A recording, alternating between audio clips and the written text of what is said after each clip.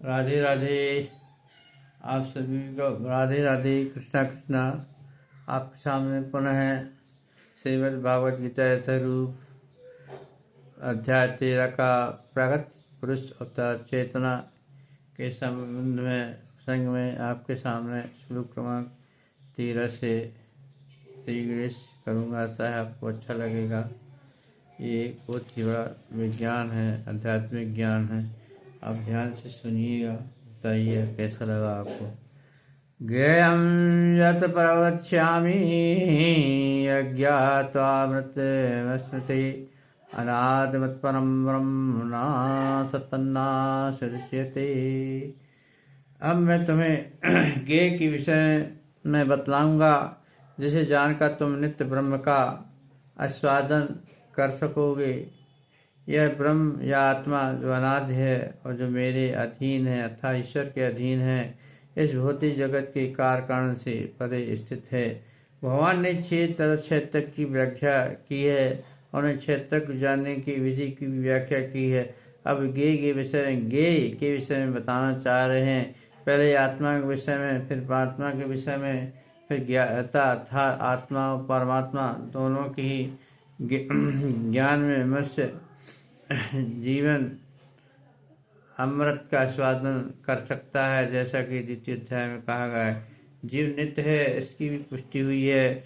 जीव के उत्पन्न होने की कोई निश्चित तिथि नहीं है, ना ही कोई परमेश्वर से जीवात्मा के प्रकट का इतिहास बता सकता है। वैदिक साहित्य में भी परमेश्वर को परमात्मा के रूप में माना गया। शरीर का मुख्य ज्ञाता तथा प्रकृति गुणों का स्वामी कहा गया है। श्रुति वचन दासो भूतो हरिदेव नारायण शिव कराचरण। जीवात्मा सदा भगवान की सेवा में ही लगी रहती हैं। इसकी पुष्टि भगवान चेतन के अपने उपदेशों से भी पता चलता है। अतः इस श्लोक में ब्रह्म का जो वर्णन किया गया है वह आत्मा का है, और जब ब्रह्म शब्द जीवात्मा के लिए व्यवहार होता है तो यह समझना चाहिए कि वह आनंद ब्रह्म न होकर विज्ञान ब्रह्म है, आनंद ब्रह्म है, परम ब्रह्म है। सर्वप्रणिपादं तत्सर्वतो शिरोमुखं सर्वश्रुतिमल्लोके सर्वामृतं तिष्ठति। उनके हाथ पांव आँखें सिर तथा मुँह तथा कान उनके सर्वत्र हैं। इस प्रकार परमात्मा सही वस्तु में व्याप्त होकर अवस्थित है। अर्थात तात्पर्य है कि जिस प्रकार सूर्य अपनी अनंत राशियों को विभिन्न करके इस एक ही जगह में स्थित है, उसी प्रकार परमात्मा या भगवान भी अपनी जगह स्थित है, अपने सर्वव्यापी रूप में स्थित रहते हैं और अपने आदि शिक्षक ब्रह्मा से लेकर छोटी सी चींटी तक के सारे जीव में स्थित है। उनके अनंत सिर, हाथ, पांव तथा नेत्र हैं तथा अनंत जीव हैं और अनंत जीव हैं, ये सभी परमात्मा में स्थित हैं। अतएव परमात्मा सर्वव्यापक होता है, लेकिन आत्मा वह नहीं कह सकता। उसके हाथ पांव तथा नेत्र चारों दिशाओं में हैं। यह संभव नहीं है। यदि यह ज्ञान के विचार करता है कि उससे इसका ज्ञान नहीं है। उसके हाथ तथा पैर चतुर्दिक प्रसारित हैं, किंतु समुचित ज्ञान होने पर वह ऐसी स्थिति में आ जाएगा तो उसका ऐसा सोचना उल्टा हो जाएगा, विचार करना उल्टा हो जाएगा। इसका अर्थ सही होता है कि प्रकृति द्वारा बद्ध होने के कारण आत्मा परम नहीं है। परमात्मा आत्मा से भिन्न है। परमात्मा अपने हाथ असीम दूरी तक फैला सकता है, पत्र पुष्प जल अर्पित करता है।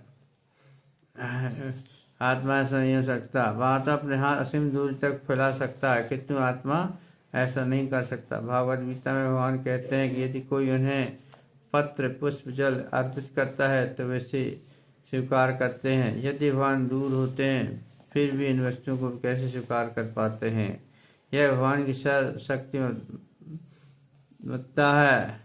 यदि पृथ्वी से बहुत दूर अपने धाम में स्थित होते हैं तो वे किसी के द्वारा अर्पित कोई भी वस्तु अपना हाथ फैलाकर ग्रहण कर लेते हैं, स्वीकार कर लेते हैं। यही उनकी शक्ति का महत्व है।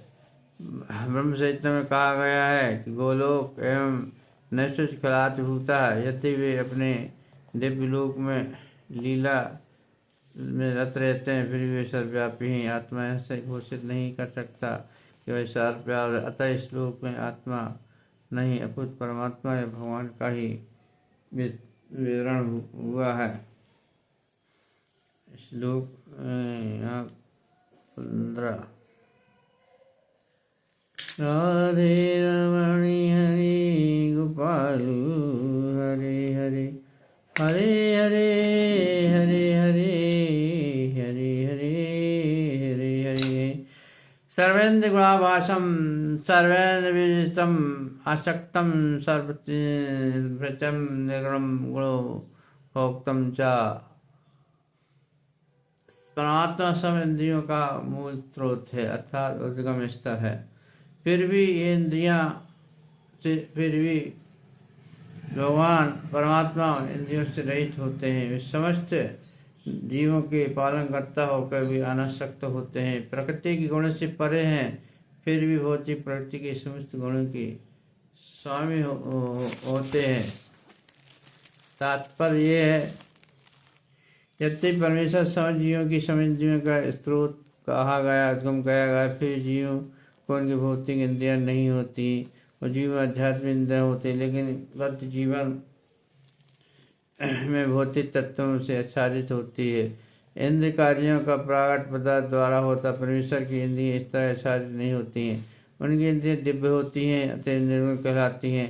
गुण का अर्थ होता है भौतिक गुण, लेकिन उनकी इंद्रियां भौतिक आचरण में रहित होती हैं। समझना चाहिए कि उनकी इंद्रियां हमारी इंद्रियों जैसी नहीं हैं। वे हमारे सब इंद्रिय कार्यों के स्रोत हैं, उद्गम हैं, लेकिन उनकी इंद्रियां दिव्य होती हैं। वे कल्मष रहित होती हैं। उनकी बड़ी ही सुंदर व्याख्या से तासर उपनिषद में कही गई।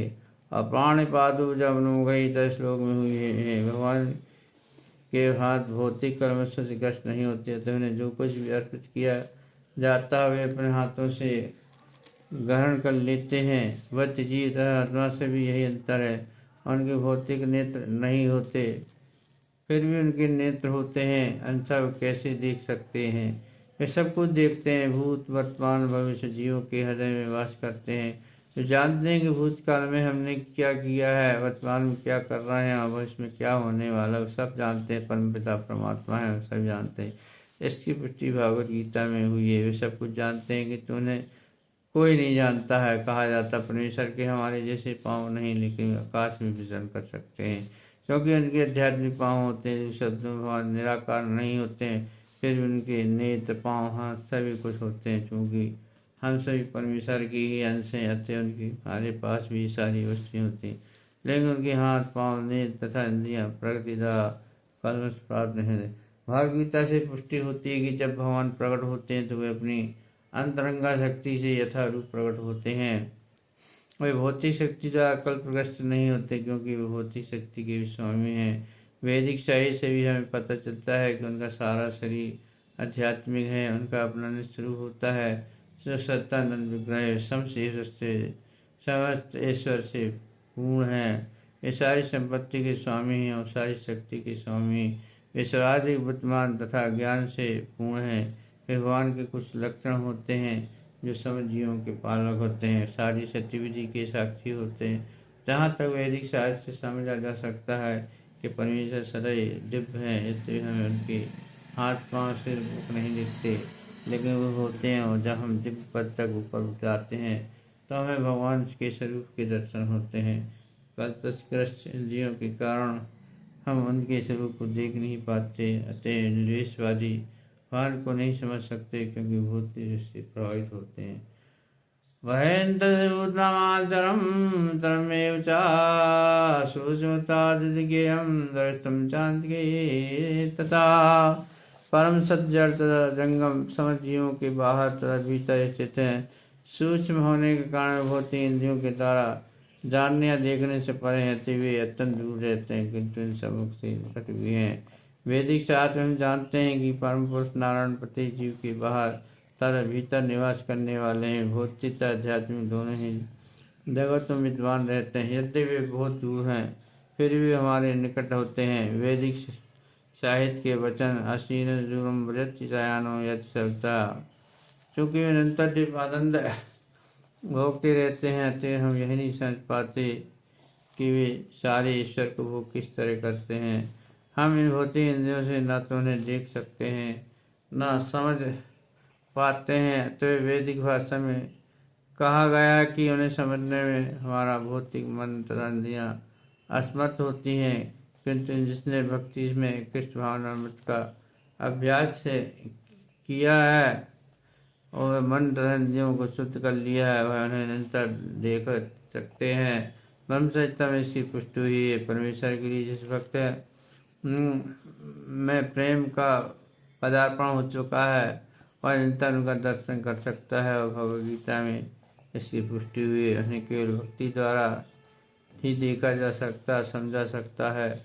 भक्त्या तो न्यासता है। अव्यक्तं चाभूतेषु भक्तिमेव स्थितं भूतप्रपञ्च तत्ज्ञेयं ग्रहणं ब्रह्मविष्णुं च। यदि परमात्मा समझ जीवों के मध्य विभाजित होता है, लेकिन वह कभी भी विभाजित नहीं है, वह एक रूप में स्थित है। यदि वह प्रत्येक जीव का पालन करता है, लेकिन वह समझना चाहिए कि सर्वों का सहार करता और सबों को जन्म देता है। तात्पर्य यह है कि भगवान सबों के हृदय में परमात्मा रूप में स्थित है, तो इसका अर्थ यह हुआ कि बटे हुए नहीं है, वास्तव में वे एक है। यहाँ पर सूर्य का उदाहरण दिया जाता है। सूर्य मध्याह्न समय अपने स्थान पर रहता है, लेकिन यदि कोई चारों ओर सूर्य मध्याह्न समय अपने स्थान पर रहता है, लेकिन यदि कोई चारों ओर 5000 मील की दूरी पर घूमे और पूछे कि सूर्य कहाँ है, तो भी सभी लोग यही कहेंगे कि इसके सिर पर चमक रहा है। वैदिक शास्त्र में उदाहरण दिखाने के लिए दिया गया है। यदि भगवान अविभाजित है, लेकिन इस प्रकार स्थित है मानो ये विभाजित हो। यह नहीं कि वैदिक शास्त्र में यह भी कहा गया कि अपनी शक्तिमत्ता के द्वारा एक विष्णु सर्वत्र विद्वान है। जिस तरह अनेक पुरुषों को एक ही सूर्य की प्रतीति उनके स्थानों में होती है, यदि परमेश्वर प्रत्येक जीव के पालन करता है, क्योंकि विष्णु को पालन करता कहा गया है, इसलिए वो सभी जीव का पालन करता है। किंतु प्रलय के समय सर्वों का विभक्षण कर जाते हैं, अपने आप में समा जाते हैं। जिसका वो पालन करते हैं उसका भी भक्षण कर जाते हैं, और फिर नया जन्म उदय होता है उनका। इसकी पुष्टि 11वें अध्याय में हो चुकी, जहाँ भगवान कहते हैं कि वे कुरुक्षेत्र में कत्सा युद्ध का भक्षण करने के लिए आए हैं। उन्होंने ये भी कहा कि काल के रूप में सबका भक्षण कर लेते हैं, अर्थात वो काल भी हैं, जन्मदाता भी है, सबके जनक भी हैं, पालक भी हैं, सब कुछ एक ही है, इसलिए उनको ईश्वर कहा जाता है। सत्य के प्रलय काल ही संहार करता है। जब सृष्टि की जाती है तो वे सबों के मूल स्थिति में विकसित हो जाते हैं। प्रलय के समय सबको निकल जाते हैं। वैदिक स्रोत पुष्टि करते हैं सब जीवों के मूल तरह सबके यात्रा स्थल हैं, और सृष्टि के बाद सारी वस्तुएं शक्तिमत्ता पर टिकी होती है। प्रलय के बाद सारी वस्तुएं पुनः उन्हीं विश्राम पाने की लूट जाती है। वैसा वैदिक स्रोतों की पुष्टि करते हैं। यतो दायमानी भूतानि जायन्ते यन्त्राणि जीवन्ति तत्प्राविशान्ति तत्ब्रह्म, अर्थात जो ईश्वर है पालन भी करता है, पैदा भी करता है, और उसका प्रलय भी करता भी बन जाता है। मतलब उनके ही इशारे में सब कुछ होता है। वो सृष्टि परिवर्तन भी उन्हीं के इशारे पे होता है। कहना चाहिए कि जो भी कारण हैं सब ईश्वर ही है, जिसके कारण ये संसार चलता है। सारी जितनी वृत्तियाँ हैं, राशि सात्विक तामसी, सब उनके इशारे पे ही चलती हैं, वही प्रेरणा देते हैं। राधे राधे। आज का प्रसंग यहीं विश्राम दिया जाता है। कल आपके सामने पुनः श्लोक क्रमांक 18 लेकर प्रस्तुत होगा। तब के लिए सबके राधे राधे। राधे राधे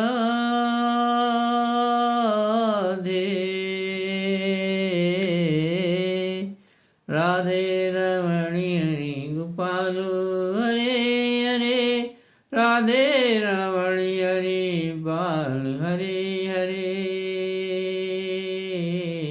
राधे कृष्ण कहो रे मनवा,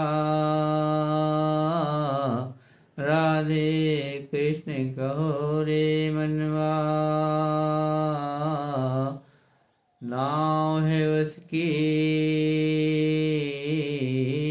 भवसागर पार भी होना है, राधे कृष्ण भजते रहना है। नाव एक है खवैया भी एक है, नाव एक है खवैया भी एक है, भवसागर भी एक है, तो भव पार करा दे कृष्णा, भवसागर पार करा दे कृष्णा। अपनी नाव से भवसागर पार करा दे कृष्णा। तेरा ही सहारा है, दूजा न कोई सहारा है, ये जीवन भी तेरा है,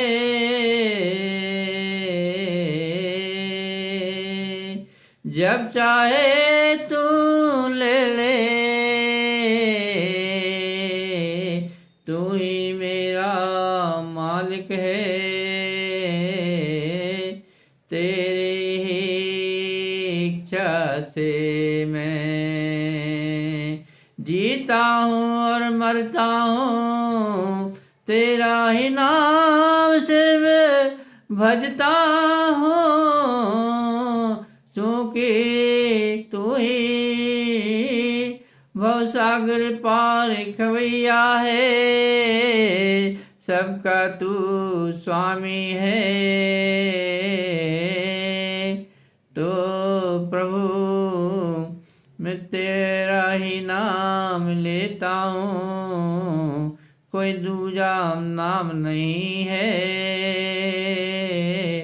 राधे कृष्ण जैसा भी नाम बने मुझसे, जैसा भी नाम कहते मुझसे, भजन न मुझको आता है, नाम न जपना आता है, तेरी ही प्रेरणा से कुछ न कुछ कहता हूँ, जो भी कहता हूँ प्रभु आपके लिए ही कहता हूँ। मैं मूर्ख नादान क्या जानूं, मैं मूर्ख नादान क्या जानूं, मैं क्या जानूं मैं कुछ भी, फिर भी आप कृपा करते हैं भगवान, फिर भी आप कृपा करते हैं भगवान। राधे कृष्ण कहता हूँ भगवान, राधे कृष्ण कहता हूँ भगवान। राधे कृष्ण राधे कृष्ण बदले रे मनवा तू, राधे कृष्ण तू ही तो सब में समाया है, तू ही तो सब में समाया है, मेरे रोम रोम में बसने वाले कृष्ण राधे कृष्ण, और रोम रोम में बसने वाले भवसागर पार करा दो प्रभु, तुम ही नाव खेवैया भवसागर के पार करा दो, पार करा दो, पार करा दो। राधे कृष्ण कहो, राधे कहो या कृष्ण कहो, एक सिक्के के दो नाम, राधे कृष्ण कहो या कृष्ण एक सिक्के के दो नाम। राधे कृष्ण राधे कृष्ण राधे कृष्ण राधे कृष्ण राधे कृष्ण राधे कृष्ण राधे कृष्ण राधे कृष्ण राधे कृष्ण राधे कृष्ण राधे कृष्ण राधे कृष्ण राधे कृष्ण राधे कृष्ण राधे कृष्ण राधे कृष्ण राधे कृष्ण राधे कृष्ण राधे कृष्ण राधे कृष्ण राधे कृष्ण राधे कृष्ण राधे कृष्ण